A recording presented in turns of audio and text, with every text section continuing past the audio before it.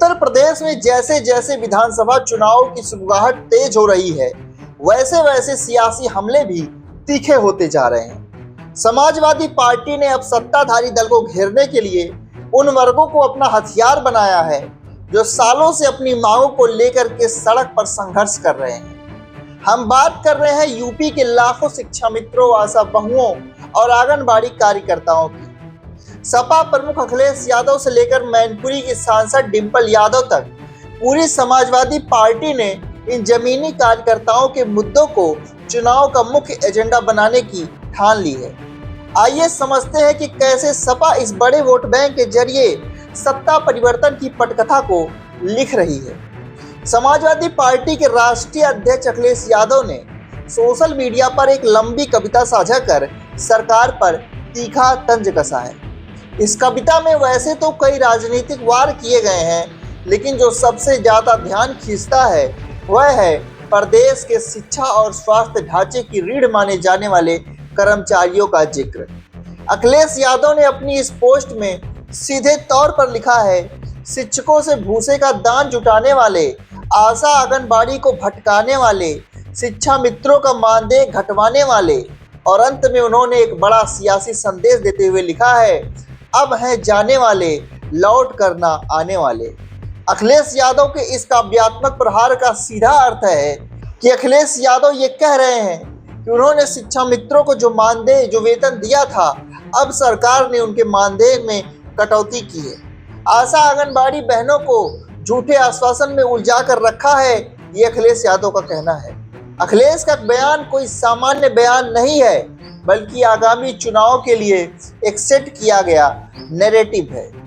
अब आपको बताते हैं, अखिलेश यादव ने जहां सोशल मीडिया के जरिए मोर्चा खोला, वहीं मैनपुरी से समाजवादी पार्टी की सांसद डिंपल यादव ने जमीन के इस मुद्दे को और धार दे दी है। जो मूल मुद्दे हैं जनता के, आज आरक्षण का मुद्दा है, यहाँ हमारे शिक्षा मित्रों का मुद्दा है, यहाँ पे आज महिलाओं की सुरक्षा का मुद्दा है। डिंपल यादव ने सरकार की नीतियों पर कड़ा प्रहार करते हुए कहा कि मौजूदा सरकार जनता को असली और बुनियादी मुद्दों से भटकाने की राजनीति कर रही है। डिंपल यादव ने स्पष्ट किया कि असली मुद्दे क्या हैं। उन्होंने बेबाकी से कहा कि सरकार को ये जवाब देना चाहिए कि शिक्षा मित्रों के भविष्य के साथ खिलवाड़ क्यों हो रहा है।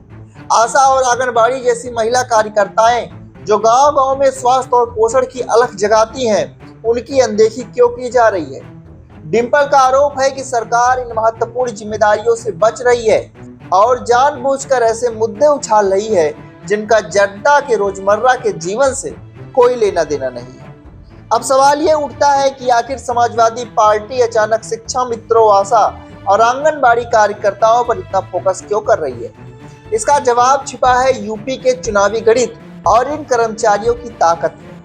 आइए इसे समझते हैं। उत्तर प्रदेश में करीब 1.5 लाख शिक्षा मित्र, करीब 1,63,000 आशा कार्यकर्ता और 1,90,000 आंगनबाड़ी कार्यकर्ता। अगर इन सभी के परिवारों और उनके प्रभाव क्षेत्र को मिला लिया जाए तो यह कई लाख वोटों का एक बेहद मजबूत और संगठित वोट बैंक बनता है। आपको बता दें कि शिक्षा मित्र सालों से अस्थायीकरण और समान कार्य, समान वेतन की मांग कर रहे हैं। वर्तमान में सरकार ने उनका मानदेय कुछ बढ़ाया है, 18,000 रुपए किया है, लेकिन अखिलेश यादव का कहना है कि उन्होंने जितना मानदेय दिया था उसके तुलना में इस सरकार ने उनके मानदेय में कटौती की है। अखिलेश यादव का मानना है कि वर्तमान सरकार के कार्यकाल में उनका मानदेय घटा करके एक निश्चित राशि कर दिया गया, जिससे उसमें भारी असंतोष है। सपा इसी दर्द को छूने की कोशिश कर रही है। अब कोरोना काल से लेकर के पल्स पोलियो और हर सरकारी योजना को घर घर तक पहुंचाने वाली आशा और आंगनबाड़ी महिलाएं मात्र कुछ हजार रुपए के अल्प मानदेय में काम करती हैं। सालों से ये मानदेय बढ़ाने और राज्य कर्मचारी का दर्जा पाने की मांग कर रही हैं, लेकिन अखिलेश यादव का कहना है कि उन्हें सिर्फ भटकाया गया। जैसा कि अखिलेश यादव ने अपनी पोस्ट में कहा है, आने वाले विधानसभा चुनाव में यह त्रिकोण मतलब शिक्षा मित्र, आशा और आंगनबाड़ी किसी भी सत्ता को हिलाने का मादा रखता है। ये वो लोग हैं जिनकी गांव में हर घर तक सीधी पहुंच है। अगर ये कर्मचारी सरकार से नाराज होकर के सपा के पक्ष में लामबंद हो जाते हैं तो ये सिर्फ अपना वोट ही नहीं देंगे, बल्कि ग्रामीण स्तर पर सरकार के खिलाफ एक बड़ा माहौल भी खड़ा कर सकते हैं। अखिलेश यादव का अब है जाने वाले का नारा इसी विश्वास से उपजा है। सपा यह संदेश देना चाहती है कि अगर उनकी सरकार बनती है तो इन वर्गों की वर्षों पुरानी मांगें पूरी की जाएंगी।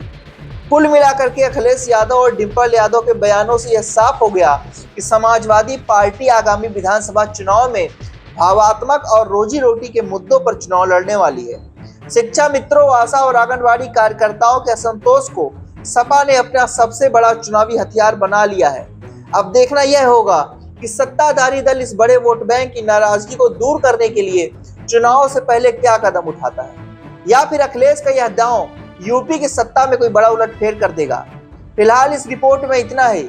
यूपी की हर सियासी हलचल के लिए, संविदा आउटसोर्सिंग कर्मचारियों की आवाज के लिए आप NS Now को सब्सक्राइब करें, इस वीडियो को शेयर करें, बने रहें हमारे चैनल के साथ। मिलेंगे आपसे ये अपडेट में, तब तक के लिए आप सभी को नमस्कार।